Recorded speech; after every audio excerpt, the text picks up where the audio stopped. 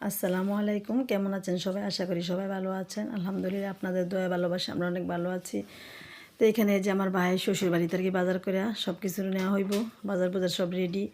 ওই যে কিছুদিন আগে ভাইয়ের বাচ্চা হয়েছিল, যমজ দুইটা, আগের ভিডিওতে দেখছিলেন, অনেকে আবার দেখেন নাই।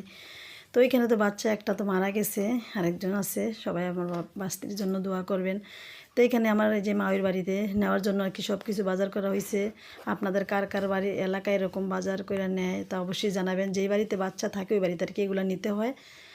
তো এখানে যে মানে যাবতীয় যা বাজার লাগে আর কি সংসারে সব কিছুই, মিষ্টিতে ধরে কাপড় চোরাতে ধরে সব কিছুই কিনা হয়েছে। হলুদ, মরিচ, লবণ, আদা, রসুন, পেঁয়াজ, আলু, মুরগি, পাকনা কলা, কাঁচকলা, সব কিছুই মানে কয়টার নাম বলবো সবই নেওয়া হয়েছে। তো এগুলো নিয়ে আমার মায়ের চাচিরা আরও আত্মীয়স্বজন, চাচাতো বোনেরা, মানে আমাদের ফ্যামিলির আরও আত্মীয়স্বজন আছে, সবাইরে দাওয়াত করছে। তো আমরা সবাই মিলে আর কি এগুলো নিয়ে যাইতেছি। এখানে সাথে 5টা মুরগিও আছে, 4টা মোরগ, একটা মুরগি আছে।